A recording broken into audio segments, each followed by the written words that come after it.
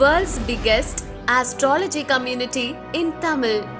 Online Astro TV, வாழ்வின் வெளிச்சம். Online astro டிவியை கண்டு மகிழுங்கள். அடுத்ததாக மருத்துவ ஜோதிடர் திரு நந்தகுமார் ஐயா அஸ்வின் ஜோதிட தாந்திரிக பரிகார நிலையம் திருச்சி, சென்னை, கோவை அவர்கள் தசாபுத்தியின் சூட்சுமங்களும் பரிகாரங்களும் அப்படிங்கிற தலைப்பில் பேச வருமாறு அன்புடன் கேட்டுக்கொள்கிறேன். திருநீலகண்டம் அனைவருக்கும் வணக்கம். நமது ஜோதிட பிரபஞ்ச குழுவின் 56வது மாதாந்திர கருத்தரங்கத்திற்கு வந்திருக்கும் உங்கள் அனைவருக்கும் வணக்கங்களும் வாழ்த்துக்களும். இந்த மாதம் நமக்கு கொடுக்கப்பட்ட தலைப்பு என்னென்னு பார்த்தீங்கன்னா தசாபுத்தியோட பரிகாரங்கள், தசாபுத்தியின் சூட்சுமங்களும் பரிகாரங்களும். ஓகே, டைரெக்டாக சப்ஜெக்டில் போயிடலாம், ஏன்னா டைம் ரொம்ப கம்மியாக இருக்குது. பொதுவாக நம்ம ஜாதகத்தில் நம்மளோட சப்ஜெக்ட் வந்து தாந்திரிகம் ஆதிகமாக இருந்தாலும் நட்சத்திரங்கள்லேருந்து அனைத்து விஷயங்களும் ஜோதிட ரீதியாகவும் அதை கடந்த பல விஷயங்கள் மூலமாகவும் நம்மளோட ஜோதிட பிரபஞ்ச குழுவில் நிறைய சாப்டர்ஸ் வந்து அப்படியே எல்லாமே கலந்து தான் கொடுத்துட்ருப்போம். இப்போ ஒரு வாழ்வியல் பரிகாரங்கள் வந்து நம்ம ஐயா சொல்லுவார், நட்சத்திரங்கள் பற்றி நம்ம முருகானந்தம் ஐயா சொல்லுவார், எண்கணிதம் பற்றி நம்ம அருண்ராமண்ணன் சொல்லுவார், தாந்திரிகம் பற்றி சிவகாளி ஐயாவும் நம்ம தனபாக்கிய மேடம் சொல்லுவாங்க, மாந்திரிகம் பற்றி சொல்லுவோம். இப்படி எல்லா விதமான ஒரு கலவையாக தான் நம்மளோட இந்த கருத்தரங்கம் போயிட்டுருக்குது, உங்களுக்கு எல்லாருக்கும் தெரிஞ்சது தான். ஸோ அந்த வகையில் இப்போ இந்த மாதம் நம்ம என்ன மாதிரியான தலைப்பை பற்றி பேச போகிறோன்னா தசாபுத்திகள். தசாபுத்திகளில் என்ன சூட்சுமம், தசாபுத்திகள் எல்லாருக்குமே தசாபுத்திகள் தான் இருக்குது. விம்சோத்திரி அடிப்படையில், அதாவது சந்திரனை மையமாக கொண்டு தசாபுத்திகள் கணக்கிடப்படுறது அவங்க எல்லாருக்கும் தெரிஞ்சது தான். ஸோ அவங்க என்ன நட்சத்திரம் பிறந்திருக்காங்களோ அந்த நட்சத்திர அதிபதியோட தசை தான் நடக்கும். எல்லாருக்கும் தெரிஞ்சதானே பேசிக் ரூல் இதுதான். அதில் வந்து இருப்பு, அந்த செல், கர்ப்ப செல் இதெல்லாம் இருக்கும். அதை வச்சு அதில் வந்து அந்த திசை வந்து இப்போ ஒரு சூரிய தசைன்னா அதில் இருக்கக்கூடிய அந்த வருஷத்தில் எத்தனை பாதம் போயிருக்குன்னு சொல்லி அதை பார்த்துட்டு தசாபுத்தி இருப்புன்னு ஆரம்பிப்பாங்க. இப்போ ஒரு ஜாதகம் நம்ம போடும்போது என்னாகும், தசாபுத்திகளில் ஜன்ம திசை இருப்பு என்ன அதெல்லாம் எழுதி கொடுப்பாங்க. அதுக்கப்புறம் நடப்பு திசை பற்றி எழுதிடுவாங்க. இப்போ நடப்பு திசை என்ன, எதுக்காக இதை சொல்கிறாங்க அப்படின்னு பார்த்தீங்கன்னா, பொதுவாகவே ஒவ்வொரு ஜாதகத்தையும் இயங்குது இல்லையா, ஜாதகத்தில் யோகங்களாக இருந்தாலும் சரி அவயோகங்களாக இருந்தாலும் சரி இயங்குகிற ரூட் என்னென்னு பார்த்தீங்கன்னா தசாபுத்தி தான். இப்போ தசாபுத்தியோட இம்பார்ட்டன்ட் ரொம்ப ரொம்ப ஹை இம்பார்ட்டன்ட். அது ஆக்சுவலாக எப்படின்னு பார்த்திங்கன்னா, ஒரு தசாபுத்திகள் மூலமாக தான் ஒவ்வொருத்தருக்கும் அவங்க வாங்கிட்டு வந்த வரத்தின்படி நன்மையும் தீமையும் கொடுக்கப்படும். இப்போ வந்து தசாபுத்தியோட வேல்யூ ரொம்ப ரொம்ப அதிகம். ஸோ இப்போ இந்த தசாபுத்திகளில் என்ன சூட்சுமங்கள் இருக்குது, இந்த தசாபுத்திகளை எப்படி நம்ம பாசிட்டிவாக பயன்படுத்திக்கலாம், அதுக்கு என்ன மாதிரியான பரிகாரங்கள் இருக்குது, எல்லாத்துக்குமே ஒரு நம்ம ஜோதிடமே எதுக்கு பார்க்குறோம், பேசிக்காக நம்ம சொல்கிறது தான், நன்மைகளை அதிகப்படுத்திக்கிறதுக்கும் தீமைகளை குறைச்சிக்கிறதுக்கும், யோகங்களை இன்க்ரீஸ் பண்ணிக்கிறதுக்கும் அவயோகங்களை குறைச்சிக்கிறதுக்கும். ஸோ நம்மளும் பாசிட்டிவாக இருக்கணும், நம்மளை சுற்றி இருக்கிறவங்களும் பாசிட்டிவாக இருக்கணும், நம்மளோட அடுத்த தலைமுறையும் பாசிட்டிவாக இருக்கிறதுக்கு நம்ம என்ன செய்யணும் அப்படிங்கிறதுக்கு தான் முன்னோர்கள் ஏகப்பட்ட பரிகாரங்கள் சொல்லி வச்சுருக்காங்க. பரிகாரங்களுக்காக மட்டும்தான் ஜோதிடமே. பரிகாரம் இல்லைன்னு சொல்கிறதெல்லாம் நீங்கள் விட்டுருங்க. பரிகாரங்களை பேஸ் பண்ணி தான் ஜோதிட பாடமாக எதுக்கு அப்படி இருக்குன்னா, இப்போ ஒரு இடத்துல ஒரு ரோடு போயிட்டுருக்கு, அந்த இடத்துல ஒரு பள்ளம் இருக்குது அப்படின்னு ஒருத்தங்க சொல்கிறாங்க அப்படின்னா நமக்கு தெரியாது, இந்த டேர்னிங்கில் என்ன இருக்குதுன்னு நமக்கு தெரியாது. பட் நம்ம போயிட்டுருக்கோம், அந்த இடத்துல பள்ளம் இருக்குதுன்னு ஒருத்தவங்க போனவங்க சொல்கிறாங்க, போயிட்டு ரிட்டன் வந்தவங்க, இல்லைனா அந்த ரெண்டாவது வளைவில் ஒரு திடீர்னு ஒரு ஸ்பீட் பிரேக் வரும், இல்லை ஒரு பள்ளம் இருக்குதுன்னு அவங்க சொல்கிறாங்கன்னா நம்ம என்ன பண்ணுவோம், அப்படியே ஒரு 100-120 போக மாட்டோம்ல. அந்த டேர்னிங் போகும்போதே கொஞ்சம் யோசித்து கொஞ்சம் நிதானமாக கொஞ்சம் ஜாக்கிரதையாக போவோம். எதுக்கு, தற்காத்துக்கிறதுக்கு, வேகமாக போய் அடிபட்டுறக்கூடாதுங்கிற முன் ஜாக்கிரதை உணர்வு இருக்கும் இல்லையா. ஒருவேளை அங்கே பள்ளம் இல்லைனாலும் ஒன்றும் தப்பு இல்லை, ஒரு ஸ்பீட் பிரேக் இல்லைனாலும் அதனால் நமக்கு ஒன்றும் ஆக போகிறது இல்லை. சப்போஸ் இருந்துச்சுன்னா கண்டிப்பாக அடிபடும் இல்லையா. அந்த நேரத்தில் ஒரு ஜர்க்காகும், ஏதோ பிரேக்கை பிடிப்போம், ஏதோ கீழே விழுவோம். நம்ம மட்டும் இருந்தாலும் பரவாயில்ல, நம்ம ஃபேமிலி இருக்காங்கன்னா எல்லாருக்குமே அது ஒரு டோட்டல் டேமேஜ் தானே. அப்போ இது வந்து ஜோதிடம் வந்து பயமுறுத்துறதுக்கு இல்லை, போகிற ரூட்டில் ஏதோ ஒன்று ஆகிடும்னு சொல்லி அவங்கள சைக்கலாஜிக்கலாக பயமுறுத்துறதுக்கான விஷயம் இல்லை, ஒரு முன் ஜாக்கிரதை உணர்வை கொடுக்கறதுக்கு தான். அப்போ இந்த முன்ஜாக்கிரதை உணர்வுக்கு என்ன மாதிரியான விஷயங்களை அதனால் எதுவும் நெகட்டிவ் ஆகிடாமல் இருக்கிறதுக்கு நம்ம என்ன செய்யணுங்கிறதுக்கு தான் பரிகாரங்களே. அந்த பரிகாரங்கள் பல விதத்தில் இருக்குது. உங்களுக்கு தெரிஞ்சதான் தாந்திரிகம், மாந்திரிகம், ஜோதிடம், கோவில்கள் நிறைய இருக்குது. இதில் இப்போ நம்ம பார்க்கக்கூடிய முக்கியமான தலைப்பு என்னென்னு பார்த்திங்கன்னா இந்த தசாபுத்திகளுக்கான பரிகாரங்கள். தசாபுத்திகளுக்கு சூட்சுமம்னு சொன்னோம் இல்லையா? இப்போ கோச்சாரங்கள் தெரியும். இப்போ நம்ம ஜென்ம ஜாதகத்தில் நம்மளோட கிரகங்கள் பிளேஸ்மெண்ட்ஸ் ஆகிருக்கும். கோச்சாரங்கள் இப்போ நடந்துகிட்ருக்கிற இது நம்ம இப்போ நடந்துகிட்ருக்கிற கோச்சாரங்கள் இப்போ அந்த அட் ப்ரெசண்ட் என்ன கிரகங்கள் எங்கெங்கே இருக்குங்கிறதான் கோச்சாரம். இந்த ரெண்டுமே மிங்கிளாகும் போது தான் நமக்கு பலன்கள் வரும். தசாபுத்திகள் மட்டும் நம்ம ஒரு 70% எடுத்துக்கலாம், கோச்சாரங்கள் ஒரு 30% எடுத்துக்கலாம். அதனால தான் பெரிய பெரிய கிரகங்களுடைய பெயர்ச்சிகள் எல்லாருக்கும் ஒரே மாதிரி இருக்கிறதில்ல. 7.5 சனி வர்ற எல்லாருமே கஷ்டப்படுறாங்களான்னு பார்த்தீங்கன்னா இல்லை. 70% கஷ்டம் தான், இல்லைன்னு சொல்லலை. ஆனால் அதுலேயும் நல்ல நிலைமை அடைஞ்சவங்க, நிறைய புதுசாக பிஸ்னஸ் ஆரம்பித்தவங்க, வீடு வாங்கினவங்க, குழந்தை பிறந்தவங்க, அது மாதிரிலாம் நிறைய பேர் நம்ம பார்ப்போம். இப்போ கஷ்டங்கள் எல்லாருக்கும் இயற்கைனாலும் கூட நல்ல விஷயங்களும் நடக்கும். அது எப்படின்னு பார்த்தீங்கன்னா அவங்களுடைய தசாபுத்திகளோட பலனை பொறுத்து தான். அப்போ தசாபுத்திகளை அவங்கவுங்க ஜாதகத்தில் அந்த விம்சோத்திரி அடிப்படையில் கணக்கிட்ட அந்த தசாபுத்திகளில் சில சூட்சுமங்கள் ஒழிஞ்சிருக்கு. சூட்சுமங்கள்லாம் என்ன அப்படின்னு பார்த்தீங்கன்னா ஒரு சில காலப்பகை அப்படின்லாம் சொல்லுவாங்க. ராகு திசையில் புதன் திசையில் ராகு புத்தி, சில சூட்சுமங்கள்லாம் இருக்குது. இந்த பிளேஸ்மெண்ட்டு எப்படி இருந்தாலும் இப்போ ராகு திசையில் புதன் புத்தி நடக்குது அப்படின்னா அதோட காலப்பகை இருக்கிறதுனால நிச்சயமாக அதில் ஒரு நெகட்டிவிட்டி ஒளிஞ்சே தான் இருக்கும். அவங்க ஜாதகத்தில் ராகு யோகியாக இருக்கட்டும், புதன் சகயோகியாக இருக்கட்டும், எப்படி இருந்தாலும் சரி, தசாபுத்திகளில் இந்த காலப்பகைக்குன்னு உரிய சில நேரங்கள் சில கிரகங்களுடைய தசையில் சில புத்திகள் வேலை செய்யாது, சில புத்திகள் அபரிதமாக வேலை செஞ்சிடும். அப்போ அதெல்லாம் எப்படி நம்ம தெரிஞ்சுக்கிறதுன்னு பார்த்திங்கன்னா நிறைய ரூல்ஸ் இருக்குது. நம்ம ஜோதிடத்தில் நம்மளோட லக்னம், முதல்ல லக்ன திருத்தம் போன மாதம் நம்ம பார்த்தோம். நிறைய பேர் கூப்பிட்டு கேட்டிருந்தாங்க லக்ன திருத்தம்லாம் ரொம்ப அவசியமான்ட்டு. லக்ன திருத்தம் தெரியாமலே நிறைய பேர் மாட்டிக்கிறாங்க. ஸோ அதனால் லக்னம் முதல்ல தெரிஞ்சு அந்த லக்னத்துக்கு கோச்சார ரீதியாக இப்போ கிரகங்கள் எப்படி இருக்குது, நமக்கு நடக்கிற தசா புத்தி நம்ம லக்னத்துக்கு யோகமாக சுபமாக அசுபமாக எந்த மாதிரியான கிரக நிலைமையில் இருக்குது, பகை பெற்று இருக்கா, நல்லா இருக்கா, இப்படிலாம் பார்க்குறது ஒரு விதத்தினாலும் கூட அன்றாடம் நமக்கு நடக்கக்கூடிய பிரச்சனைகள் என்ன அனுபவமாக இந்த திசை இப்போ நடக்குது. இப்போ நமக்கு ஒரு சனி திசை நடக்குது அப்படின்னா, இப்போ தான் ஸ்டார்ட் ஆகிருக்கு அப்படின்னா ஒரு 6 மாதம் 3 மாதத்துலேருந்தே இதோட விஷயங்கள் நடக்க ஆரம்பிச்சிடும். அப்போ ஒவ்வொரு பெரிய திசையும் ஒரு 3 to 6 மாதத்துக்கு முன்னாடி இருந்தே அந்த முன்னாடி போன திசையுடைய கடைசி புத்தியோட கடைசி அந்தரத்திலிருந்தே விஷயங்கள் ஆரம்பிச்சிடும். இப்போ ஒருத்தங்க ஒரு சுக்கிரதசை ஆரம்பிக்குதுன்னா சுக்கிரதசை முன்னாடி நடக்கக்கூடிய புதன் திசை கேது புத்தி அந்த கடைசி புத்தியில் கடைசி அந்தரத்திலிருந்தே இதோட விஷயங்கள் ஆரம்பிச்சிடும். அப்போ நமக்கு என்ன எப்படி நடந்துகிட்ருக்குங்கிறத என்ன இந்த திசை கொடுக்க போகுதுங்கிறத கொஞ்சம் அந்த புத்தியிலே தெரிஞ்சிடும்.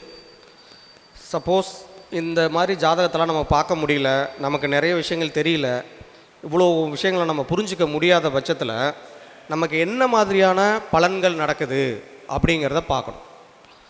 பாசிட்டிவாக இருக்குன்னா பாசிட்டிவ், நெகட்டிவாக இருக்குன்னா அப்புறம் தான் நம்ம பரிகாரத்துக்குள்ளே போகணும்.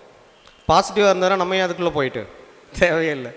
ஸோ நெகட்டிவ் இருக்குது, ஏதோ சரியில்லை, இல்லை ஒரு மாதிரி டிப்ரெஸ்ஸாக இருக்குது, ஏதோ சம்திங் ஏதோ நடந்துருமோன்னு பயமாக இருக்குது, இந்த மாதிரி இருக்குன்னா அந்த திசை நடத்தக்கூடிய கிரகத்தோட நிலை நம்ம ஜாதகத்தில் சரியில்லைன்னு எடுத்துக்கணும். இப்படி இருக்குது, ஆனால் நம்ம அதை சரி பண்ணிக்கணும் அப்படிங்கிறதுக்கு தான் பரிகாரமே. ஸோ ஒவ்வொரு இந்த 9 கிரகத்துக்கும் ஒவ்வொரு ராசியிலையும் இப்போ சூரிய திசை நடக்குது அப்படின்னா சூரியன் மேசத்திலிருந்து திசை நடத்தினா என்ன மாதிரி பலன் தரும், அதுக்கு என்ன பரிகாரம், சூரியனுடைய அடுத்த புத்தி இருக்கு இல்லையா, இந்த சூரியனோட இப்போ ஒரு குரு திசை நடக்குது, குரு புத்தி நடக்குதுன்னா சூரிய திசையில் குரு புத்திக்குன்னு ஒரு பரிகாரம் இருக்குது. இப்போ சூரியன் மேசத்தில் இருக்கார், குரு சிம்மத்தில் இருக்காருன்னா சூரியன் மேசத்தில் இருக்கக்கூடிய பரிகாரம் பண்ணணும், குரு சிம்மத்தில் இருக்கக்கூடிய பரிகாரம் பண்ணணும்.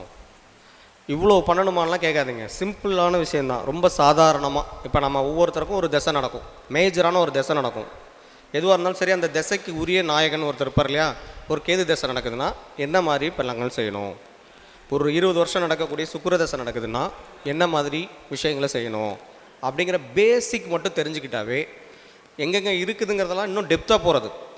இப்போ சுக்கிரன் திசை நடக்குது, சுக்கிரன் மீனத்திலேருந்து நடந்தால் ஒரு பலன் கொடுக்கும், சுக்கிரன் கண்ணில் இருந்தால் ஒரு பலன் கொடுக்கும்.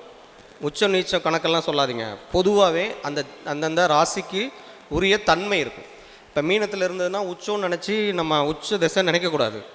அந்த இடத்துலையும் இருக்கக்கூடிய சாரம், பார்வைகள், நிறைய விஷயம் இருக்குது. சுக்கிரனும் கேதுவும் அந்த இடத்துல நின்று சுக்கிரதசை நடந்ததுன்னா நல்லா இருக்காது, நிச்சயமாக பிரச்சனையை கொடுக்கும். சுக்கிரன் உச்சம் தானே நினைப்போம், ஆனால் உச்ச பலன் செய்யாது. அதோட நிலைமை நம்ம நவாம்சத்துலேயும் பார்க்கணும். நவாம்சத்தில் ஒருவேளை நீச்சமாக இருந்துன்னு வைங்க, இப்போ அங்கே 3ஆம் பாதத்தில், இங்கே 4ஆம் பாதம் 2ஆம் பாதத்தில் இருந்தால் இங்கே வந்து நீச்சமாயிரும் இல்லையா? அப்போ அந்த மாதிரி இருந்தது அப்படின்னா நீங்கள் வந்து பலன் எடுக்கிறதுல நம்மளால் கண்டிப்பாக கரெக்டாக எடுக்க முடியாது, தடுமாற்றம் வரும். அப்போ நம்ம பலன் வரவங்களுக்கு பலன் சொல்கிறது நம்ம வந்து நம்மளோட நாலேஜில் சொல்லிடலாம்.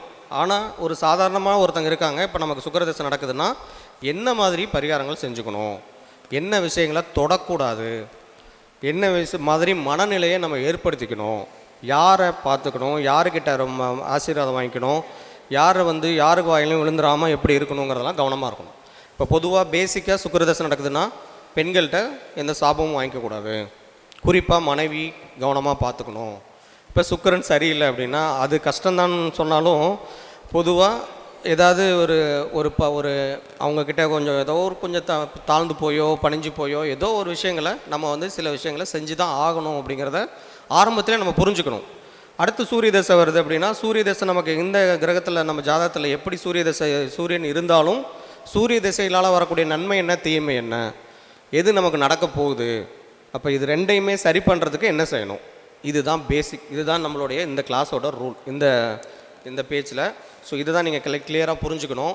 இதில் வந்து 2 சாப்டராக எடுத்திருக்கேன். பொதுவாக ஒரு திசைக்கு பாசிட்டிவ் செய்கிறதுக்கு வாழ்வியல் பரிகாரங்கள் ஐயாலாம் நிறைய சொல்லியிருக்காரு.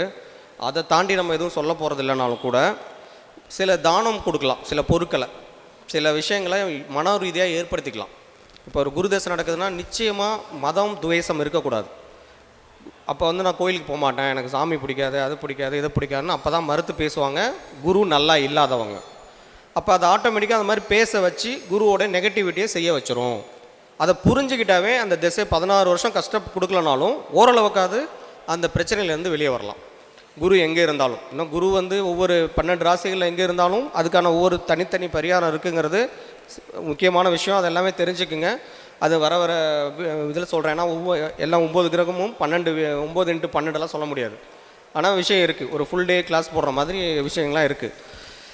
இப்போ நம்ம வந்து பேசிக்காக இந்த பெரிய கிரகம், இந்த 9 கிரகங்களுடைய தசையை சரி பண்ணிக்கிறதுக்கு என்ன பண்ணணும் அப்படி பார்த்திங்கன்னா, பொதுவாக ஃபஸ்ட்லேருந்து வருவோம். ஒரு சூரிய திசை நடக்குது. சூரியன் எப்படி இருந்தாலும் சரி, சூரியன் என்ன பண்ணாலும் சரி, சூரியன் என்ன சாரம் வாங்கியிருந்தாலும் சரி, சூரிய திசையோடைய பாசிட்டிவிட்டியை இன்க்ரீஸ் பண்ணிக்கிறதுக்கு நம்ம என்ன செய்யணும் அப்படி பார்த்திங்கன்னா, கோதுமை தானம். பொதுவாக கோதுமையை யாருக்காவது வாங்கி கொடுக்கறது, அதுவும் குறிப்பாக சிவன் கோவில்களுக்கு கொடுக்கறது. கோதுமையை வாங்கி அவங்க என்ன பண்ண போகிறாங்கன்னு நம்ம கேட்க முடியாது. கோதுமை கொடுக்கணும், கோதுமை தானம். இப்போ ஏதோ ஒரு கோவில்களில் இல்லை ஒரு அனாதை ஆசிரமங்கள் ஏதோ ஒரு சம்திங் ஒரு இடத்துல இருக்குது, இல்லை நம்ம வீட்டில் ஒரு ஃபங்க்ஷன் நடக்குதுன்னு வைங்க, மறக்காமல் ஒரு சப்பாத்தி பூரி போட்டுருணும். நீங்களுமே கிட்டத்தட்ட யாராவது சாப்பிட்றாங்க, யாருக்காவது தானம் கொடுக்கணுன்னா இந்த மாதிரி பொருட்களை தானம் கொடுக்கணும். எந்த கோயிலுக்கு போனாலும் தாமரை பூ வாங்கிட்டு போகிறத பழக்கத்தில் ஏற்படுத்திக்கணும். இப்போ ஒரு மார்க்கெட் போகிறோம், வீட்டுக்கு பூ வாங்குகிறோம் இல்லையா, அப்போ தாமரை பார்க்குறோன்னா ஒரு தாமரை வாங்கிட்டு வந்துடணும். ஒரு 20 ரூபா சொல்லுவாங்களா, ஒரு 10 ரூபா சொல்லுவாங்க. இந்த தாமரைக்கும் சூரியனுக்கும் என்ன கனெக்டிவிட்டி அப்படின்னு பார்த்தீங்கன்னா, தாமரை எல்லா தெய்வங்களும் தாமரையில் ஏன் இருக்குது அப்படின்னா, சூரியனுடைய கதிர்களுக்கும் தாமரைக்கும் நெருங்கிய ஒரு ஃப்ரீக்குவன்சி செட் ஆகும். ஸோ வீட்டில் யாரெல்லாம் தாமரை வச்சுக்கிறாங்களோ, பொதுவாகவே தாமரை மகாலட்சுமி. சூரிய திசை நடக்க போகிற ஒருத்தங்க தாமரை மலரை பயன்படுத்தினா நீங்கள் பாருங்கள், நிறைய பாசிட்டிவிட்டிஸை இன்க்ரீஸ் பண்ணலாம், உங்களுடைய நெகட்டிவிட்டி குறையிறத பார்க்கலாம். அதே போல் தாம்பூலம் இருக்கு இல்லையா, தாம்பூலம், அந்த வெத்தலைப்பாக்கு வச்சு கடவுளை வணங்குறத பழக்கத்தை ஏற்படுத்திக்கணும். யாருன்னா சூரிய திசை நடக்கிறவங்க. புத்திக்கும் இதை எடுத்துக்கலாம். இப்போ ஒரு குரு திசையில் சூரிய புத்தி நடக்குது அப்படின்னா, அந்த சர்டன் பீரியடில் ஸ்டார்ட் ஆகிருக்குன்னு நமக்கு தெரியுதுன்னா இதை கொஞ்சம் பழக்கத்தில் ஏற்படுத்திக்கலாம். ஒரு கோயிலுக்கு போகிறோம், ஒரு அர்ச்சனை பண்ணுறோம் அப்படின்னா வெத்தலைப்பாக்கு இருக்கா அப்படிங்கிறத பார்க்கணும். சில பேர்லாம் வெத்தலை பாக்கு வச்சு தருவாங்க தட்டுலேயே, இல்லைனா நம்ம வாங்கிட்டு போயிடணும். எவ்வளோ ஆகிட போகுது. இப்படி நம்ம ஒரு மெனக்கெட்டோம் அப்படின்னா, இப்படி நம்ம ஒவ்வொரு விஷயத்தையும் நம்ம ஃபாலோ பண்ணோம்னா இந்த சூரிய திசையுடைய நெகட்டிவிட்டி குறையும், பாசிட்டிவ் இன்க்ரீஸ் ஆகிறதுக்கு இது வழி. அதே போல் உப்பு இருக்கு இல்லையா, கடல் உப்பு வீட்டில் குறையாமல் பார்த்துக்கணும். உப்பு இல்லைன்னு சொல்லி போய் வாங்கிட்டு வர மாதிரியான ஒரு நிலை இருக்கக்கூடாது. சூரிய திசை நடக்கும்போது இது கண்டிப்பாக நடக்கும். வீட்டில் எல்லாம் இருக்கும், உப்பு மட்டும் கம்மியாக இருக்கும். பாருங்கள், யாருக்காவது திசை நடக்குதுன்னா செக் பண்ணி பார்த்தீங்கன்னா அவங்களுக்கு திசை நல்லா உச்சத்துலேருந்து நல்லா இருந்தாலுமே கூட இது ஒரு டிமாண்ட் ஏற்படும். பாக்கெட்டாக இருக்கும், அதை லாக் பண்ணி வச்சுருப்போம், அந்த நேரத்துக்கு தேவைப்படாது. இல்லை கல் உப்புலாம் இருக்கும், இந்த சால்ட் இருக்கும்ல, பொடிச்சு வச்சுருப்பாங்கள்ல, அந்த உப்பு இருக்காது. இப்போ எல்லாமே கல் உப்புலேயே பண்ண முடியாதுல்ல. சில பொருட்கள்லாம் நம்ம இந்த ஸ்வீட்டன் சேர்க்கும்போது தூள் உப்பு வேணும்ல, அது இருக்காது. ஏன் அப்படின்னா சூரிய திசைக்கும் உப்புக்கும் ஒரு நெருங்கிய தொடர்பு இருக்குது. ஸோ அப்போ தான் உப்பு, நெய், சுத்தமான நெய் வீட்டில் இருந்ததுன்னா அட்லீஸ்ட் ஒரு விளக்கேற்றுறதுக்கோ இல்லை சமைக்கிறதுக்கோ அதையும் நீங்கள் குறையாமல் பார்த்துக்கணும். அதே போல் வெல்லம், அது எந்த வெல்லமாக இருந்தாலும் சரி, உருண்டை வெல்லம், கட்டி வெல்லம், அச்சு வெல்லம், எதாக இருந்தாலும் சரி, இந்த 3 பொருட்களும் குறையாமல் இருக்கிறத என்ஷூர் பண்ணிக்கோங்க. யார் வீட்டில் யாருக்காக இருந்தாலும் சூரியன் சம்மந்தப்பட்ட தசையோ புத்தியோ நடக்குது அப்படின்னா உப்பு, நெய், வெல்லம் இதை குறையாமல் பார்த்துக்கிட்டிங்கனாவே உங்களுக்கு அந்த தசா புத்தியோட இம்பேக்ட், அதாவது பிரச்சனைகள் குறையிறத பார்க்கலாம். முன்னாடி சொன்ன மாதிரி தாமரை வச்சு வழிபாடு பண்ணுறதும், தாம்பூலம் வைக்கிறதும், தாம்பூலம் சாப்பிட்லாம், தாம்பூலம் தரிக்கிறதும் நல்லதை செய்யும். பாசிட்டிவிட்டி இன்க்ரீஸ் பண்ணும், ப்ரொவைடட் உங்களோட ஹெல்த் கண்டிஷனை பார்த்துட்டு அதை சாப்பிட்லாம். சரியா? இது சூரியனுக்கு. இன்னும் செட்டன் இது இருக்குது. அது இப்போ இது 2ஆக பிரிச்சுருக்கோம் ஆக்சுவலாக. இந்த மாதிரி ஒரு தாந்திரிகமாக ப்ளஸ் நம்ம இதுவரையிலும் தெரிஞ்ச விஷயங்களில் இன்னும் கொஞ்சம் ரீஃப்ரேஸ் பண்ணி தசாபுத்திகள் கொஞ்சம் சொல்லியிருக்கேன். இது முடிஞ்ச பிறகு ஒவ்வொரு பெரிய தசையும் பாசிட்டிவ் ஆக்கிக்கிறதுக்கு விருட்சத்தில் சில விஷயங்கள் இருக்குது. அதாவது மரம், எந்த மரம் நடணும், இல்லை எந்த மரத்துக்கு அடியில் இருக்கணும், எந்த மரத்தை சமித்துகளை பயன்படுத்தணும், எந்த மரத்துலேருந்து வரக்கூடிய காற்றை சுவாசிக்கணும்னு ஒரு செட்டப் இது இருக்குது. இது முடிச்சுட்டு டைம் இருந்தால் அதுவும் சொல்லிடுறேன். சரி, ஃபஸ்ட்டு இதை சொல்லிடுவோம். ஸோ அடுத்து சந்திரன். ஒரு சந்திர திசை நடக்குது, இல்லை சந்திரனுடைய புத்தி நடக்குது அப்படின்னா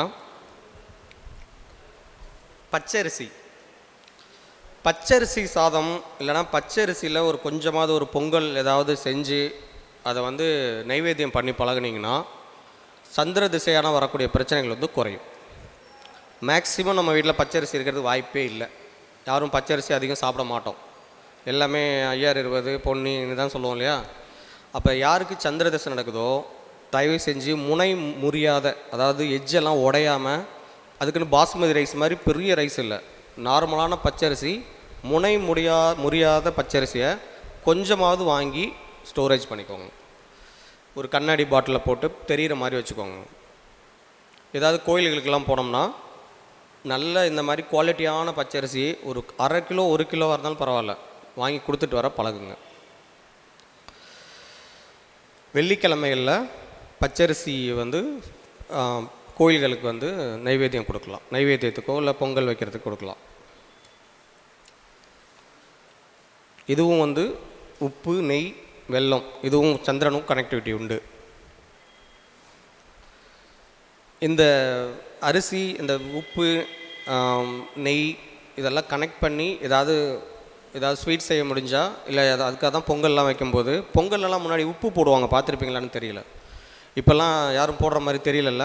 உப்பு, பச்சை கற்பூரம்லாம் போடுவாங்க. உப்பு, பச்சை கற்பூரம், ஏலக்காய், நெய், இதுக்குள்ளெல்லாம் பெரிய சூட்சுமங்கள் இருக்குது. தாந்திரிகத்தில் இப்போ நாங்கள் மாந்திரிக பூஜைகள்லாம் செய்கிறோம்ல, அதில் சைவ பலி, அசைவ பலின்னு இருக்குது, பார்த்துருப்பீங்க, உங்களுக்கு தெரியும்னு நினைக்கிறேன்.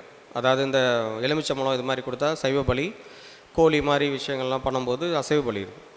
இந்த 2 பலியை விடவும் இந்த பச்சை கற்பூரமும் உப்பு கொஞ்சம் தூக்கலாக போட்டு பொங்கல் செஞ்சு நீங்கள் மாந்திரிக விஷயங்களை செஞ்சால் பலன் ரொம்ப சீக்கிரமாக அடையும். இதில் ஒரு சூட்சுமம், இது தசாபுத்திக்கு சூட்சுமம் இல்லை, இது ஜென்ரலான ஒரு விஷயம் அவங்க தெரிஞ்சுக்கிறதுக்காக சொல்கிறேன். ஸோ அதே போல் சந்திர திசையோடைய பாசிட்டிவிட்டி இன்க்ரீஸ் பண்ணிக்கிறதுக்கு பச்சரிசி, சிவ வழிபாடு, வீட்டில் இந்த வெல்லம், நெய், பச்சரிசி கலந்த பொருட்கள் ஏதாவது ஸ்வீட் ஏதாவது செஞ்சு தானம் கொடுக்கறது, நீங்கள் சாப்பிட்றது, இதை பண்ணுங்க. அடுத்து செவ்வாய் திசை. செவ்வாய் திசைக்கு ஒரு முக்கியமான சூப்பரான பரிகாரம் என்னென்னு பார்த்தீங்கன்னா, இப்போ நாங்கள் அந்த ஓயா மாதிரி பரிகாரம் பண்ணுவோம், பார்த்துருப்பீங்க, எல்லாருக்குமே தெரியும் இல்லையா? அந்த கர்மதோஷ பரிகாரம் பண்ணுறதுக்காக நம்ம காசி பரிகாரம் செய்கிறோம்ல, அந்த சனி பகவான் சம்மந்தப்பட்டது. அதில் ஓயா மாதிரிலாம் அந்த பிரேதங்களை எரிக்கிறதுக்கு மர கட்டைகள்லாம் வாங்கி கொடுப்போம், விறகுகள்லாம் வாங்கி கொடுப்போம். இந்த செவ்வாய் திசைக்கு ஒரு எக்ஸலண்ட்டான பரிகாரம் இந்த விறகு தானம்.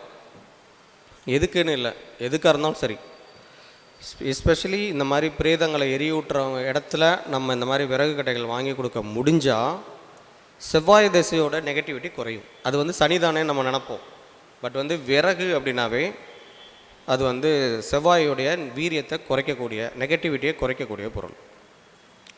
அதுலேயும் சந்தனம், இந்த தேவதாரு, சமித்து மாதிரி இருக்கும் சில குச்சிகள்லாம், சந்தன கட்டெல்லாம் வைப்பாங்க இல்லையா?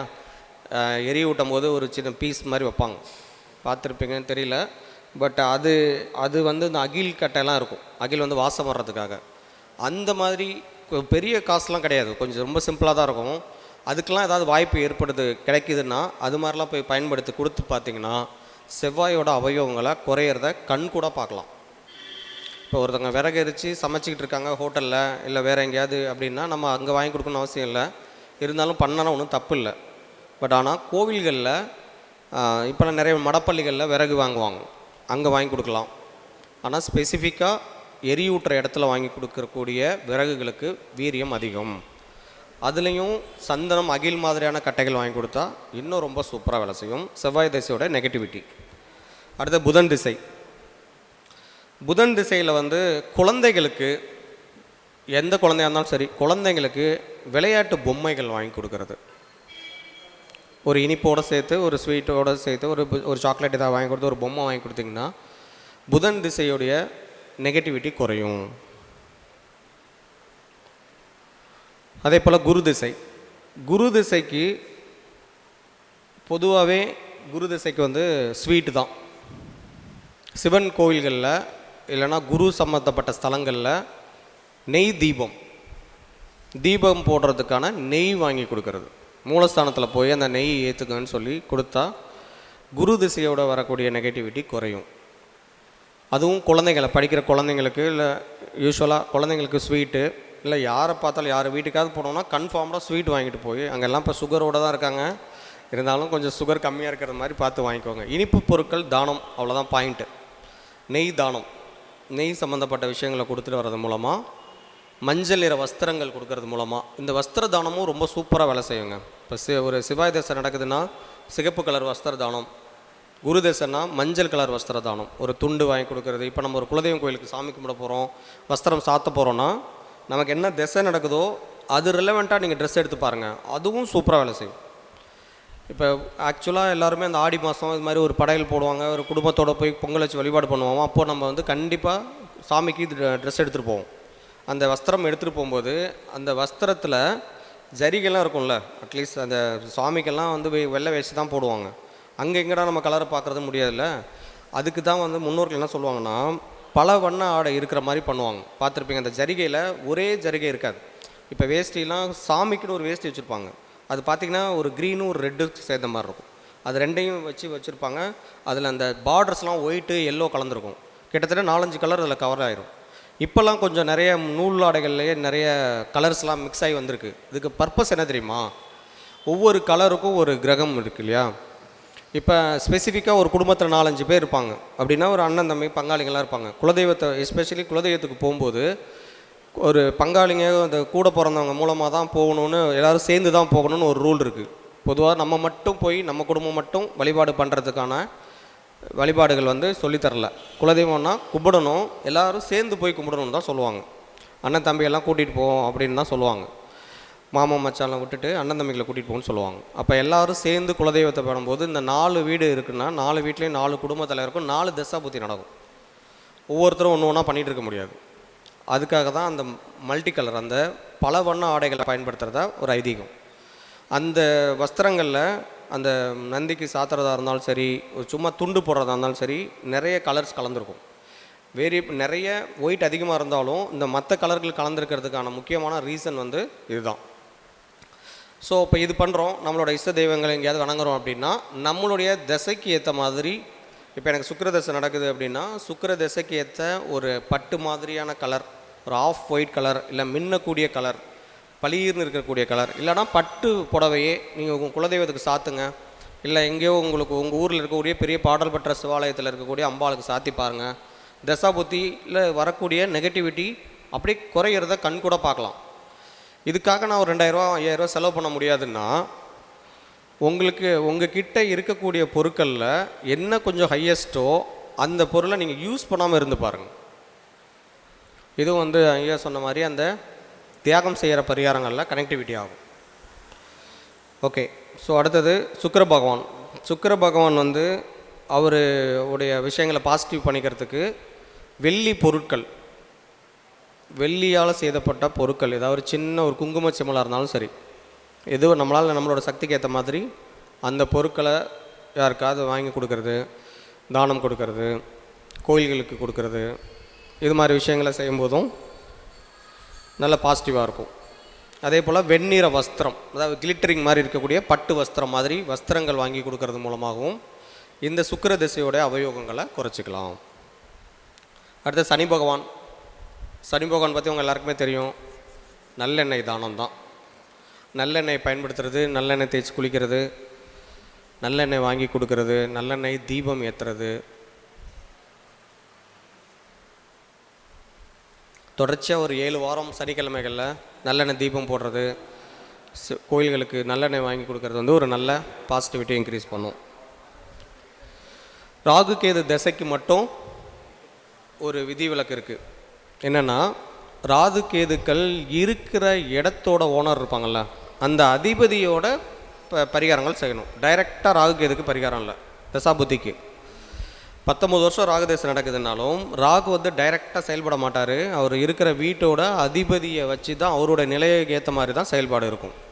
அதனால் ராகுவோடைய விஷயங்களுக்கு பண்ணும்போது அந்த இருக்கக்கூடிய பிளேஸ்மெண்ட் ஆகி இருக்கிற கிரகத்தை, அந்த வீட்டோடைய அதிபதி கிரகத்துடைய சம்மந்தப்பட்ட இப்போ நான் சொன்ன பரிகாரங்களை பழகிக்கோங்க. ஓகே, நான் முன்னாடி சொன்ன மாதிரி இந்த விருட்ச சாஸ்திரம் சொல்கிறேன், ஷார்ட்டாக சொல்லிடுறேன், புரிஞ்சுக்கோங்க. சூரிய தசை நடக்குது, அதோடைய நெகட்டிவிட்டி குறைக்கணும், பாசிட்டிவ் இன்க்ரீஸ் பண்ணிக்கணும். சூரியன் எப்படி இருந்தாலும் சரி அப்படின்னா அவங்க வந்து நர்சரியில் சொல்லி கருங்காலி மரம் செடிக்கெலாம் இப்போலாம் கிடைக்கிது. முன்னாடிலாம் அதெல்லாம் கிடைக்கல, இப்போல்லாம் கிடைக்குது. அந்த கருங்காலி மரத்தை ஒரு வளர்பிறையில் வரக்கூடிய ஞாயிற்றுக்கிழமை இந்த மரத்தை ஏதாவது கோயில்களில் எங்கேயாவது, இந்த விருட்ச சாஸ்திரம் ரொம்ப இம்பார்ட்டண்டான சாஸ்திரம். நம்ம பிறக்கிறது, நம்ம இருக்கிறதுக்கு முன்னாடி இருந்து மரங்கள் தான் உலகத்தில் இருக்குது. மரங்கள்லாம் நமக்கு வந்து ஒரு ஆண்டனா மாதிரி வேலை செய்யும். ஒன்று, மரங்கள் வேர்களுடைய அமைப்பே வந்து நம்ம இங்கே கிரவுண்டிங் ஆகிறதுக்கு முக்கியமானது, ஆக்சிஜனை டெவலப் பண்ணுது. நிறைய பாசிட்டிவிட்டி இருக்கிறனால தான் ஒவ்வொரு கோயில்களையும் விருட்சம் ஒன்று வச்சுருக்காங்க, ஸ்தல விருட்சம். அந்த கோயில்களுக்கு போயிட்டு வர்றது மூலமாக அந்த ஸ்தல விருட்சங்களுடைய அந்த பாசிட்டிவ் விஷயங்கள் நமக்கு வருங்கிறதுக்காக தான் ஸ்தல புராணங்களில் ஸ்தல விருட்சங்கள் ஒவ்வொரு கோயில்லையும் ஸ்தல விருட்சங்களே வச்ச காரணம். இப்போ குளித்தலையில் கடம்பவனநாதர்னு கோயில் இருக்குது. அந்த ஃபுல்லாக கடம்பவனமாக இருந்தது, அங்கே வந்து சிவன் இருந்தாருன்னு சொல்லுவாங்க. ஆனால் இப்போ போய் பார்த்திங்கன்னா அங்கே ஒரு மரமும் இருக்காது. ஆனால் ஒரே ஒரு மரம் இருக்கும் அந்த ஊர்லேயே. திருப்பராய்த்துறை அப்படி தான், ஒரே ஒரு பராய் மரம் தான் இருக்குது. அந்த ஹார்டிகல்ச்சர்லேருந்து இப்போ தான் எடுத்து அதெல்லாம் திசுக்கள்லாம் உருவாக்கி இப்போ தான் டெவலப் பண்ணிகிட்டு இருக்காங்க. இதுக்கு முன்னாடி அந்த ஒரு மரம் தான் இருக்கும், அதுக்கு பக்கத்தில் வேறு எங்கேயுமே அந்த மரம் இல்லை. ஆனால் அந்த மரத்தோட பட்டையெல்லாம் எடுத்து கேன்சருக்கு மருந்துலாம் கொடுப்பாங்க. அவ்வளோ மருத்துவ குணங்கள் ஒரே இது. ஏன் அது கேட்டை நட்சத்திரத்துக்கு அங்கே வச்சாங்கன்னா நிறைய சூட்சமங்கள் இருக்குது. ஸோ விருட்சம் சாஸ்திரம் சொன்னேன்னா ஏகப்பட்ட விஷயங்கள் போயிட்டே இருக்கும். ஏன் விருட்ச சாஸ்திரங்களில் இந்த பரிகாரத்துக்கு கொண்டு வந்தோன்னா, இந்த ஒரு 20 வருஷம் நடக்கக்கூடிய ஒரு திசையை அது எவ்வளோ நெகட்டிவாக இருந்தாலும் அதை சரி பண்ணுறதுக்கான முக்கியமான ஒரு பரிகாரம் இந்த விருட்சத்தில் தான் இருக்குது. விருட்சமும் ஒரு கூட அடிஷ்னலாக இப்போ கருங்காலி மரம் எங்கேயாவது இருக்குது. இப்போ கருங்காலி மரம்லாம் நம்மலாம் பார்த்ததே கிடையாது, எல்லாம் நம்ம காடுகளில் தான் இருக்கும். இப்போ அதில் போய் நம்ம வந்து தண்ணி ஊற்றுறதோ, அந்த மரத்துக்கு கீழே உட்காந்துட்டு வர்றதோ, அந்த மரத்தோடைய விஷயங்களை நம்ம ஆகர்ஷிக்கிறதுக்கு வாய்ப்பு இல்லை. நான் எல்லா ஊர்லேயும் இருக்காது. நம்ம ஊரில் மேக்ஸிமம் வேப்ப மரம் தான் இருக்கும். இல்லைன்னா புளிய மரம் இருக்கும். புளிய மரம் நெகட்டிவ், ராகு சம்மந்தப்பட்டது. வேப்ப மரம் எல்லாருக்கும் செட் ஆகும், அது ஹெல்த்து தான், அதில் ஒன்றும் பெரிய விஷயம் கிடையாது. பட் இதை தாண்டி பெரிய மரங்கள்லாம் இல்லைல்ல. வன்னி மரம் இருக்குது, ஒரு சில இடங்களில் இளந்த மரம் இருக்கும், இந்த மாதிரி சில இடங்கள்லாம் இருக்கும்ல. அதுபோல் ஒவ்வொரு கிரகத்துடைய நெகட்டிவிட்டி குறைக்கிறதுக்குன்னு செப்பரேட்டாக மரங்கள் இருக்குது. அது மட்டும் இல்லை, எந்த இடத்துலேருந்து திசை நடத்துதோ அதுக்கு தனியாக மரம் இருக்குது. ஒரு நட்சத்திர பாதங்கள் தெரியும்ல, ஒவ்வொரு நட்சத்திரத்துக்கும் இப்போ வந்து ஒரு உதாரணமாக இப்போ வந்து விசாக நட்சத்திரம் எடுத்துக்கிட்டோன்னா, விசாக நட்சத்திரத்துடைய 4 பாதத்துக்கு 4 மரம் இருக்குது. அது எவ்வளோ பேருக்கு தெரியும்னு தெரியல, இல்லை கூகுளெலாம் இருக்குது பாருங்கள். அந்த செப்பரேட்டான நம்ம பிறந்த நட்சத்திரத்துடைய என்ன பாதமோ அந்த மரம் நட்டு வளர்த்திங்கனாவே பெரிய மிராக்கிள்ஸ் நடக்கும். அட்லீஸ்ட் அந்த மரம் நமக்கு தெரிஞ்சு அந்த மரத்தோடு நம்ம ஒரு கனெக்டிவிட்டி வச்சுக்கிட்டோ, தண்ணி ஊற்றுறதோ இல்லை அந்த நேரம் கிடைக்கும்போது அங்கே போய் உட்காந்துட்டு வர்றதோ சூப்பராக வேலை செய்யும். இதெல்லாம் ட்ரை பண்ணி பாருங்கள், அதெல்லாம் அடுத்து இதில் சொல்கிறேன். ஸோ இப்போ வந்து சூரிய திசையை சரி பண்ணிக்கிறதுக்கு கருங்காலி மரம். இது பொதுவாக இந்த விருட்ச சாஸ்திரம் பண்ணும்போது, இந்த விருட்சங்களை நடும்போது அதுக்கு ஒரு பேசிக் ரூல் ஒன்று இருக்குது. அது என்னென்னா, அந்த கன்றை கொண்டு வந்து அந்த பதியம் போட்டு வாங்கிட்டு வந்தோ இல்லை நர்சரியிலேருந்து வாங்கிட்டு வந்ததை ஒரு 2 நாளாவது நம்ம வீட்டில் வச்சு பராமரிக்கணும். 2-3 நாள் வீட்டில் வச்சுக்கணும். நம்ம கூடையை வச்சு டெய்லி தண்ணி ஊற்றி அதை பார்த்துக்கணும். என்ன டேட் சொன்னோமோ, இப்போ இது வளர்பிறை ஞாயிற்றுக்கிழமைனா ஒரு வெள்ளிக்கிழமையோ இல்லை வியாழக்கிழமையோ வாங்கிட்டு வந்து வச்சுக்கணும். அந்த ஞாயிற்றுக்கிழமை நம்ம கோயிலில் எந்த இடத்துல வைக்க போகிறோமோ அந்த இடத்த பார்த்துட்டு, முதல் நாள் சனிக்கிழமை என்ன பண்ணணும்னா கொஞ்சமாவது நவதானியம் வாங்கிக்கணும். அந்த நவதானியங்களை ஒரு செம்பு பாத்திரத்துலையோ இல்லை ஒரு நார்மலான ஒரு பாத்திரத்தில் ஒரு கொஞ்சமாக ஒரு 2 கைப்பிடி போட்டோன்னா கொஞ்சம் நிறைய தண்ணி ஊற்றி அதை முதல்ல ஊற வச்சுக்கணும். முதல் நாள் நைட்டே ஒரு 12 hours, அது மினிமம் 12 hours இருக்கணும். அந்த தண்ணியை எடுத்துட்டு இந்த மரச்செடியையும் அந்த கன்றையும் எடுத்துகிட்டு போய் தான் நம்ம வந்து அந்த சொன்ன அந்த நேரத்தில், அதில் நீங்கள் வேரியேஷன் தான். இப்போ வந்து வளர்பிறை ஞாயிற்றுக்கிழமை தான், சூரிய கோரையிலே தான் இருக்கணும்னு அவசியம் இல்லை. அதுக்கெல்லாம் நீங்கள் பார்த்துக்கலாம். அதுக்கு ராகு காலயமாங்கன்றெல்லாம் கூட பார்க்க வேண்டிய அவசியம் இல்லை. ஏன்னா நவதானிய தண்ணி ஊற்றினா தோஷங்கள் கம்மியாகும். அப்போ அங்கே போயிட்டு அந்த பேப்பர்லாம் பிரிச்சுட்டு அந்த எந்த இடத்துல குழி பறிக்கணுமோ அதை நல்லா தொட்டு கும்பிட்டுட்டு ஒரு கோலம் போட்டுட்டு அதை பறித்து இந்த கண் அதுக்கு வைக்கிறதுக்கு முன்னாடி அந்த நவதானிய தண்ணி அதில் முதல்ல கொஞ்சம் விடணும். இதுதான் ரொம்ப முக்கியமானது. நவதானிய தண்ணி விட்டு தான் அதை வந்து மரத்தை அந்த லோக்கலில் இருக்கிற மண்ணை எடுத்து அங்கேருந்து பறித்த மண்ணை எடுத்து பேக் பண்ணணும். அப்புறம் இந்த நவதானியத்தை ஊற்றிட்ட பிறகு இதுக்கு மிச்சம் நவதானியம் இருக்கும்ல, அதை வந்து ஏதாவது பசு மாட்டுக்கு கொடுக்கணும். இது மாதிரி நீங்கள் செஞ்சு பாருங்கள். ஒவ்வொரு மரமும் எல்லாராலையும் எல்லா மரமும் நட்டு வளர்த்துற முடியாது. சில பேருக்கு எது நட்டாலும் வளரும். ஆனால் அவங்களோட நட்சத்திரத்துக்கு கனெக்டிவிட்டி ஒரு எதிரடை நட்சத்திரம் மறந்து வச்சு நட்டு பாருங்கள், பிடிக்கவே பிடிக்காது. ஒருவேளை அது பிடிச்சிருச்சுன்னா நமக்கு வந்து நெகட்டிவிட்டின்னு அர்த்தம். 90% பிடிக்காது. நம்ம நட்சத்திரம் சம்மந்தப்பட்ட மரங்கள் தான் நம்ம கையில் வச்சா டக்குன்னு பிடிக்கும். சில பேருக்கு என்ன வச்சாலும் வளரும்னு சொல்லுவாங்க, ஆனால் எல்லாத்தையும் வளர்த்த முடியாது. நான் நிறைய பேருக்கு அத்தி மரம் நட சொல்லி ஒரு பரிகாரம் இருக்கும். அந்த இதெல்லாம் வந்து பார்த்திங்கன்னா நிறைய பேர் ரொம்ப புலம்புவாங்க, வரவே மாட்டேங்குதுன்னு. ஸோ அதுக்கெல்லாம் வந்து ரூல் இதுதான். இந்த மெத்தேடில் ஒரு 3 days பிஃபோர் நம்ம வீட்டில் வச்சு நம்மளோட மூச்சு காற்றோடு அது கலக்க வச்சு நவதானியங்களை ஒரு 12 hours முன்னாடியே ஊற வச்சு அது என்னைக்கு பண்ணணுமோ அந்த நேரத்தில் அதை போய் அந்த நவதானிய தண்ணியை ஊற்றி அந்த நவதானியம் மிச்சமாக இருக்கிற நவதானியம் ஊறி போய் இருக்கிறத வந்து பசுமாடுகளுக்கு கொடுத்துட்டு வந்தால் இந்த பிரபஞ்சத்தோட கனெக்டிவிட்டி ஆகி அந்த மரம் பிடிச்சிக்கும். நிறைய வாய்ப்பு இருக்குது. பட்டு போகிறதுக்கு ரொம்ப கம்மி. நான் நிறைய பேர் சொல்லியிருக்கேன், நல்ல பாசிட்டிவாக இருக்குது, அதை பண்ணுங்கள். ஸோ சூரிய திசைக்கு கருங்காலி மரம்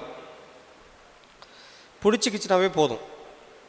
முடிஞ்சால் அந்த நடும்போது சூரியனுடைய காயத்ரி சொல்கிறது, இல்லை அவங்க அப்பாவை நினச்சிக்கிறது, இல்லை அப்பா கைப்பட்டு வாங்கி அவர்கிட்ட கொடுத்து வாங்கிட்டு வர்றது, இந்த மாதிரி விஷயங்கள்லாம் இன்னும் கொஞ்சம் பாசிட்டிவிட்டியை இன்க்ரீஸ் பண்ணும். அடுத்து சந்திர திசைக்கு வந்து திங்கட்கிழமை பவளமல்லி, இதே மாதிரி சொன்னேன், வளர்பிறையில் வரக்கூடிய ஒரு திங்கட்கிழமையில் பவளமல்லி செடி வாங்கிட்டு வந்து நான் சொன்ன இந்த மெத்தட் படி அலுமினிய பாத்திரத்தில் இது வச்சா நல்லது. சூரியனுக்கு செம்பு பாத்திரம். எதுவுமே இல்லைன்னா ஒன்றும் கவலைப்பட வேண்டாம், இருந்துச்சுன்னா பெட்டர். பௌர்ணமி டைம் பார்த்து பண்ணிங்கன்னா இன்னும் சூப்பர். பௌர்ணமியும் திங்கக்கிழமையும் அமைஞ்சிச்சுன்னா அன்றைக்கி வந்து மிஸ் பண்ணிடவே கூடாது. நமக்கு சந்திர தசை நடக்கலைனாலும் பரவாயில்ல, இதை செஞ்சு பார்த்திங்கன்னா குடும்பத்தில் யாருக்காவது சந்திரனுடைய புத்தி நடக்கும்ல, அதுக்கு வந்து ஒரு கனெக்டிவிட்டியாக இருக்கும்.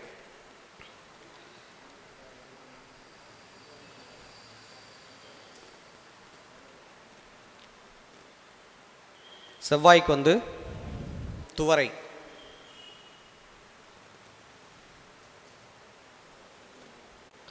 செம்மரம்.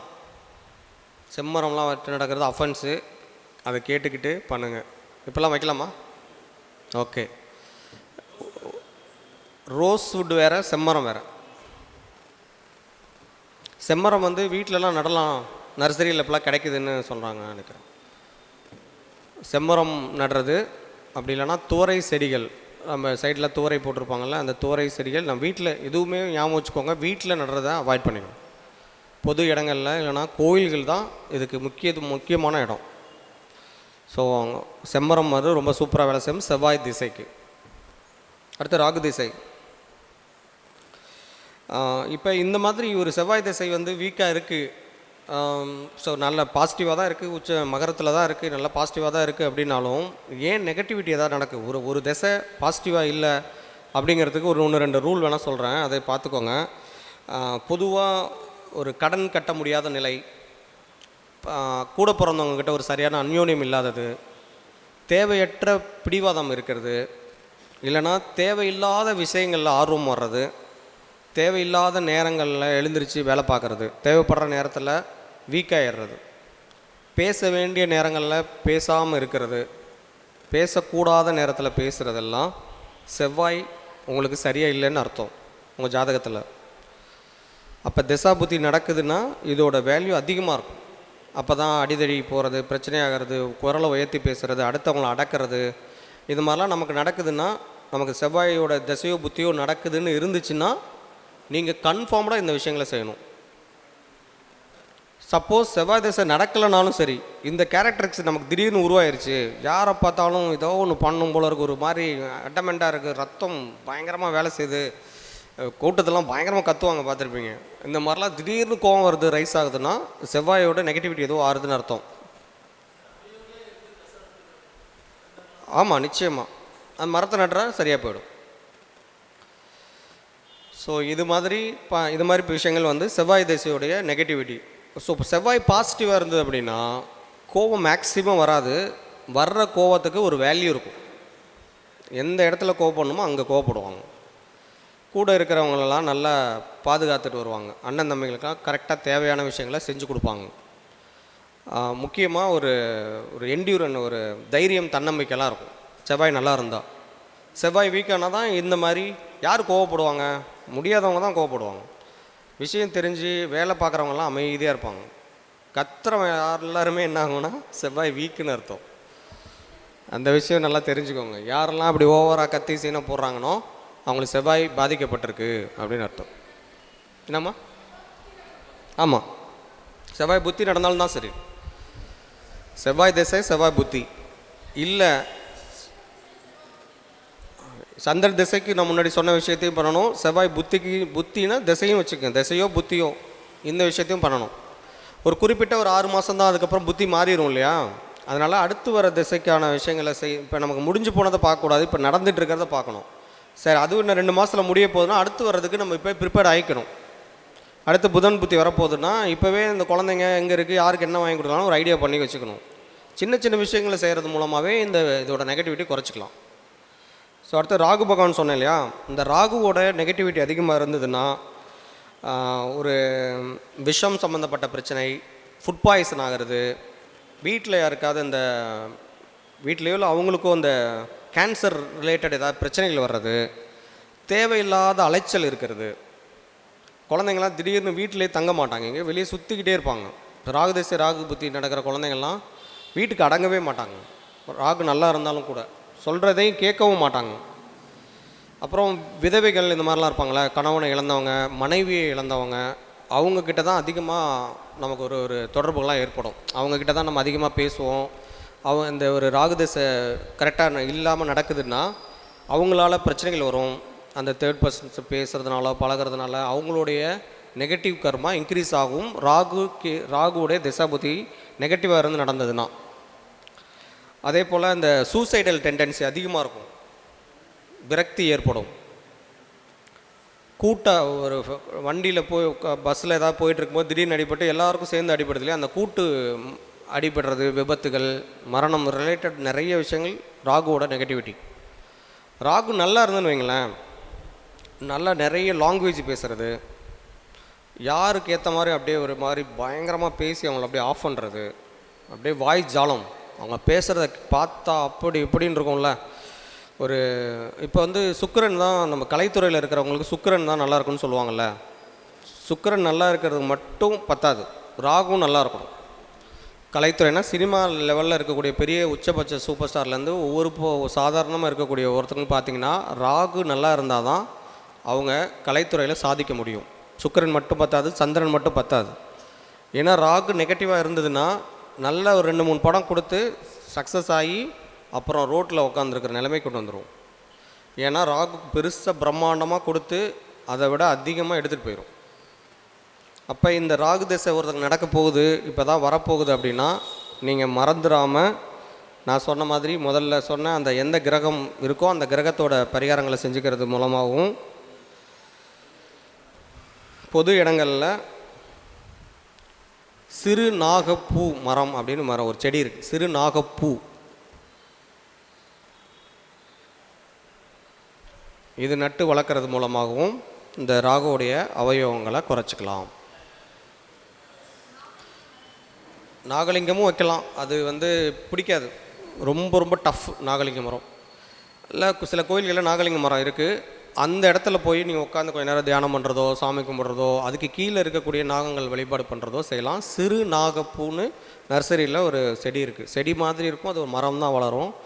அது எல்லா இடத்துலையும் பார்க்கணும். இதுதானா நமக்கே தெரியாது, நீங்கள் போய் பார்த்தீங்கன்னா தெரியும், இதுதான் நான் பார்த்துருக்கேன்னு சொல்லுவோம்.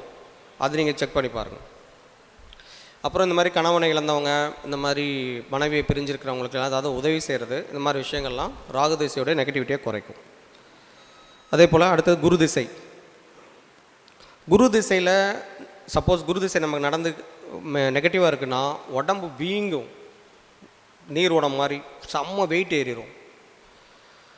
அப்புறம் இந்த திருமணம் சார்ந்த குழந்தைகள் சார்ந்த பிரச்சனைகள் வரும். நிச்சயமாக கொலஸ்ட்ரால் ரிலேட்டட் இஷ்யூஸ் வரும். வீட்டில் யாருக்காவது ஹார்ட் ரிலேட்டட் பிரச்சனைகள், சர்ஜரி, ஆஞ்சியோ இதெல்லாம் பண்ண வேண்டிய சூழ்நிலைகள் ஏற்படும். பெண் குழந்தைகள் வேறு யாராவது இந்த மதம் மாதிரி, இனம் மாதிரி, திருமணம் இது மாதிரி, காதல் இது மாதிரி விஷயங்கள்லாம் மாற்றத்துக்கு நிறைய வாய்ப்புகள் இருக்கும்.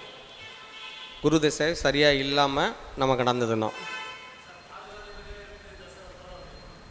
நீங்கள் பாதகாதிபதி அவயோகிலே இருக்கீங்க, எல்லாமே அப்படி தான். நீங்கள் நல்லா இருந்தாலுமே கூட நமக்கு இது மாதிரி விஷயங்கள் நமக்கு நடக்குதுன்னா நமக்கு சரியில்லைன்னு அர்த்தம். ஸோ அப்போ நம்ம அதுக்கேற்ற மாதிரியான பரிகாரங்களை இப்போ ஸ்டார்ட் பண்ணிடணும். அட்லீஸ்ட் வரப்போகிற விஷயத்துக்காவது கொஞ்சம் அலர்ட்டாக நீங்கள் தெரிஞ்சுக்கணும்.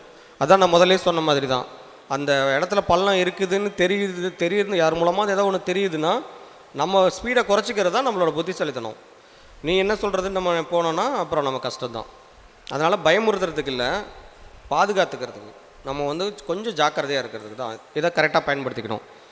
ஸோ அப்போ அதே போல் நகை இந்த அடகு வச்சுக்கிட்டே இருக்கிறது, திருப்ப முடியாமலே இருக்கிறது, நகை சார்ந்த விஷயங்களில் வீட்டில் பிரச்சனை ஆகிறது, காணாமல் போகிறது, வாங்க முடியாமல் கொஞ்சம் கூட நகையை சேர்க்கவே முடியல, நானும் இவ்வளோ சம்பாதிக்கிறேன் என்னால் 1 கிராம் கூட வாங்க முடியலன்னு சொல்லுவாங்கள்ல, அப்போ குரு சரியில்லைன்னு தான் அர்த்தம். ஸோ அந்த மாதிரிலாம் இருக்கிறதுக்கு ஒரு வீடு பராமரித்து கட்ட முடியாமல் போகிறது, வாங்கின கடனை திருப்பி கொடுக்க முடியாமல் அவமானப்படுறது, இது எல்லாமே அறுவை சிகிச்சைகள் இது மாதிரி பிரச்சனைகள்லாம் இருக்கும்.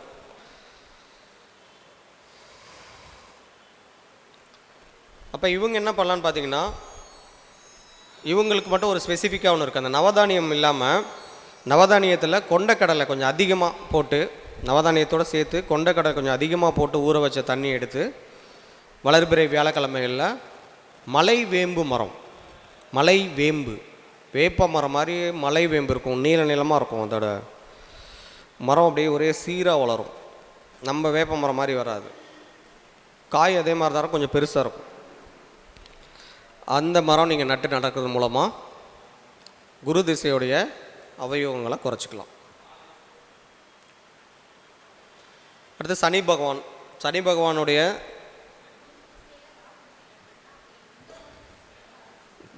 திசைக்கான விஷயம் தான் முதல்ல செய்யணும்.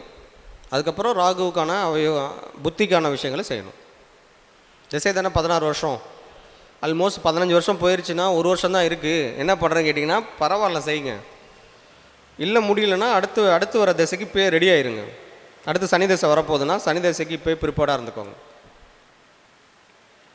1 வருஷத்துக்காக ஒரு 4 மாதத்துக்காக ஒரு மரமே நடுறதான்னு நினைக்காதீங்க. நடுறது மூலமாக அடுத்து வரவங்களுக்கு மரம்லாம் எதுக்கு? நம்ம மரம், நம்ம முன்னோர்கள் வச்ச மரம் தான் நம்ம யூஸ் பண்ணுறோம். இன்றைக்கி விதை நாம் போட்டதுங்கிற மாதிரி நம்ம போடுறோன்னு நம்மளாம் அனுபவிச்சுட்ருக்கோம். அடுத்து வர திசை நம்ம சந்ததிகளுக்கு யூஸ் ஆகுதில்ல. அதனால் வாய்ப்பு இருக்கிறவங்க இதை செய்யுங்க, நிச்சயமாக யாருக்காவது பயன்படும். ஓகே. அடுத்து சனி பகவான்.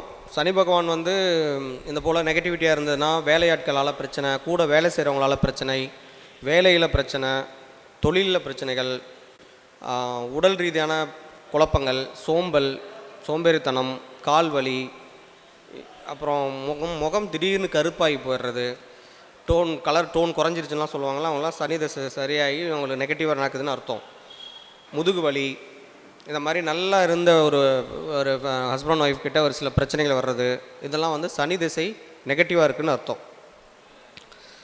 அப்புறம் இந்த பொருட்கள் திருடு போகிறது, பண்ணாத ஒரு தப்புக்கு தண்டனை அடைகிறது, இந்த தேவையில்லாமல் நம்மளா விசாரிப்பாங்களா, பக்கத்தில் ஏதோ ஒரு திருட்டு நடந்துருக்குன்னா அவங்க வீட்டில் சிசிடிவி இருக்கா நம்மகிட்ட வந்து கேட்பாங்க, நான் என்னடா பண்ணுறேங்கிற மாதிரி நம்ம அதுக்கெலாம் போய் பதில் சொல்லிட்டு இருக்கணும். இந்த மாதிரி இதெல்லாம் இருக்குதுன்னா சனியோடைய நெகட்டிவிட்டி இருக்குது. வீட்டுக்குள்ளே பாம்பு வர்றது, இந்த மாதிரி இதெல்லாம் வந்து அதுவும் குறிப்பாக கருணாகத்தெல்லாம் எங்கேயாவது பார்த்தீங்கன்னா செவ்வாய் வந்து உங்களுக்கு சனி பகவான் நெகட்டிவாக இருக்குன்றது கன்ஃபார்ம்டு தெரிஞ்சுக்கலாம். ராகுவும் சேர்த்து வச்சுக்கணும் அதில். அதே போல் அரசாங்கத்தினால விரோதம், உடன் பிறந்தவங்ககிட்ட பிரச்சனைகள், இதெல்லாம் சனி திசையோட நெகட்டிவிட்டி இருக்கும். இவங்க என்ன பண்ணணுன்னு பார்த்தீங்கன்னா புளிய மரம், வீட்டில் தோட்டம் எங்கேயாவது இருந்துச்சுன்னா, வீட்டில் இல்லை வெளியே எங்கேயாவது தோட்டங்கள் இருந்தால் புளிய மரம், இல்லைனா புளிய மரத்துக்கு தண்ணி ஊற்றிட்டு வரலாம்.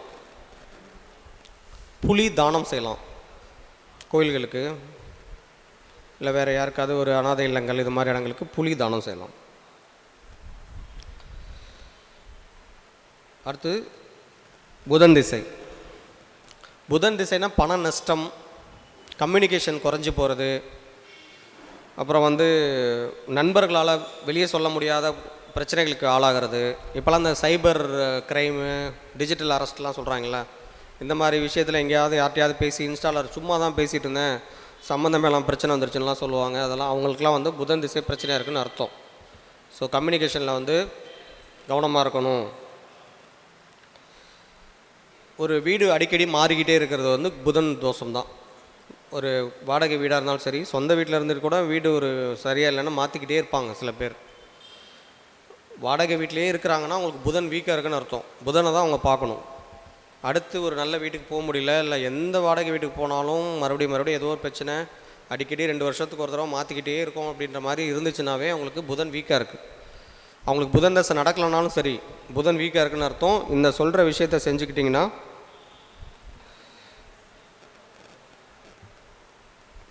அவங்களும் வந்து புதன் வளர்பிறை புதன் திசையில் கருங்காலி மரம் தான்.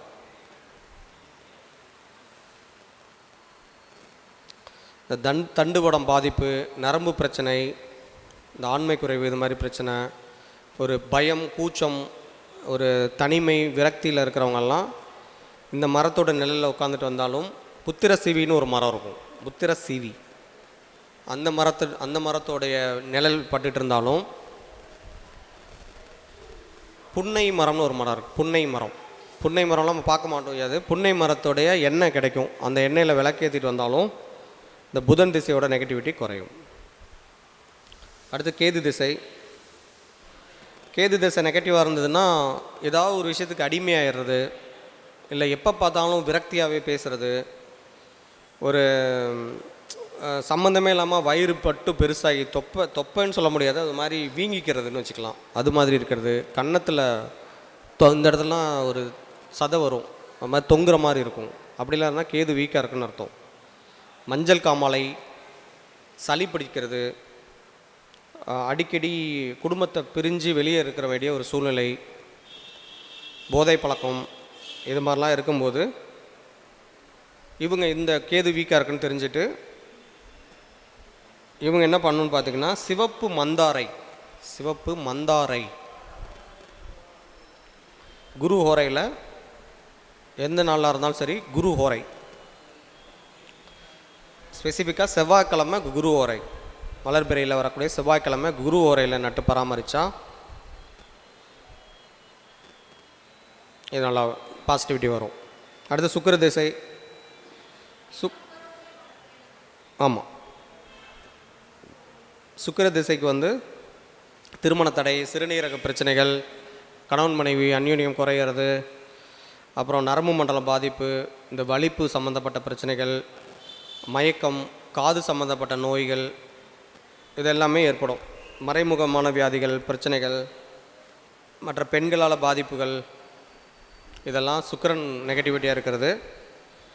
ஸோ அவங்க வந்து செண்பக மரம், ஐயா மாவிலங்கை அந்த மரம் இருக்கா? அது தெரியலைங்க. மாவிலங்கை கேள்விப்பட்டிருக்கேன், பட் என்னன்னு தெரியல, எந்த மரத்துக்கும் தெரியல. நட்சத்திரத்துக்கு வரும், அது கிரகம்னா அது எனக்கு தெரியல.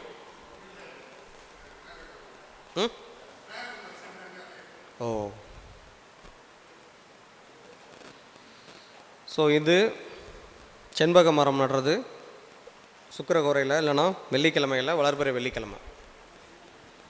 இது போல் இந்த மாதிரி விஷயங்களை நமக்கு அடிஷ்னலாக நம்ம பண்ணும்போது அந்த பொதுவாக வரக்கூடிய அந்த திசை மூலமாக முழுசாக வரக்கூடிய பிரச்சனைகளை தீர்க்கலாம். இதுலேயும் நான் முதலே சொன்ன மாதிரி தான், ஒவ்வொரு கிரகமும் ஒவ்வொரு வீடுலேயும் 12 வீடுகளும் இருக்கும்போது அதுக்கு ஸ்பெசிஃபிக்காக சில பொருட்கள், பரிகாரங்கள், தானம் கொடுக்க வேண்டிய பொருட்கள், அப்புறம் வந்து என்ன மாதிரி பலன்கள் செய்யணும், என்ன மாதிரி விளக்கேற்றணும்லாம் நிறைய இருக்குது. ஆனால் பேசிக்காக நமக்கு சந்திர தசை நடக்குதா பச்சரிசி, சூரிய தசை நடக்குதா கோதுமை, இந்த மாதிரி செவ்வாய் தசை நடக்குதா துவரை, இந்த மாதிரி அதுக்குன்னு கொடுக்கப்பட்ட நவதானியங்கள் இருக்கக்கூடிய அந்த பொருட்களை தானம் கொடுக்கறது, நீங்கள் கொஞ்சம் இன்டேக் நீங்களே அதிகமாக எடுத்துக்கிறது, அடுத்தவங்களுக்கு கொடுத்து சாப்பிட வச்சு பார்க்குறது, இந்த மாதிரி சில விஷயங்களை நீங்கள் பண்ணும்போது கொஞ்சம் பாசிட்டிவிட்டியை, இந்த தசாபுத்திகளுடைய இந்த நெகட்டிவிட்டியை குறைக்கலாம். அதே போல் இந்த தசாபுத்திகளுக்கான விஷயங்களில் நெகட்டிவிட்டி குறைக்கிறது எப்படியோ இம்பார்ட்டண்ட்டோ, பாசிட்டிவிட்டி அதிகப்படுத்திக்கணும்னா நான் சொன்ன இந்த மரங்கள், இந்த மாதிரியான பொருட்களை கொஞ்சம் அதிகமாக சாப்பிட்டுட்டு வந்தாலும் இன்னும் கொஞ்சம் இன்க்ரீஸ் ஆகும். இப்போ சந்திரதசை நடக்கிறவங்க பச்சரிசி சாதம் சாப்பிட்டிங்கன்னா ஒன்றும் பெருசாக பாதிக்காது, உடம்பு நல்லா இருந்தால். அதாவது சந்திரன் நல்லா இருந்தால். சந்திரன் நல்லா இல்லைன்னு வச்சுக்கங்களேன், உடனே வயிறு பிரச்சனை ஆகிடும், ஒத்துக்காது. கொஞ்சம் அதெல்லாம் ட்ரை பண்ணி பாருங்கள். ஸோ இந்த சப்ஜெக்டு இன்னும் நிறைய வேறு விஷயங்கள்லாம் இருக்குது. ஒவ்வொரு கிரகத்துக்கும் அதோட காம்பினேஷனில் இருக்கக்கூடிய புத்திக்கும் 2 காம்பினேஷன்ஸ்லாம் வேறு இருக்குது. நிறைய விஷயங்களாக இருக்குது. நான் ஒன்று வர இதில் சொல்கிறோம், அடுத்தடுத்த வகுப்பெல்லாம் நடக்கும்போது சொல்லுவோம். ஸோ இதுவரையிலும் இந்த தசாபுத்தி சூட்சுமங்களுக்கான பரிகாரங்களுக்கு அவங்க முடிஞ்ச அளவுக்கு கம்பைல் பண்ணி சொல்கிறேன், ஏன்னா டைம் கம்மியாக இருக்கிறனால. ஸோ என் பேர் அஸ்ட்ரோ நந்தகுமார், அஸ்வினி ஜோதிடம், திருச்சி, சென்னை மற்றும் கோவை. 93641122 93 64 16 11 22. நன்றி, வணக்கம். திருநீலகண்டம். தசாபுத்தியின் சூட்சமும் பரிகாரமும் என்ற தலைப்பில் நமக்கு சிறப்பான கருத்துக்களை வழங்கிய திரு நந்தகுமார் ஐயா அவர்களுக்கு தலைவர் திரு வல்ல தினேஷ் ஐயா அவர்கள் பொன்னாடை போர்த்தி கௌரவிப்பார்கள்.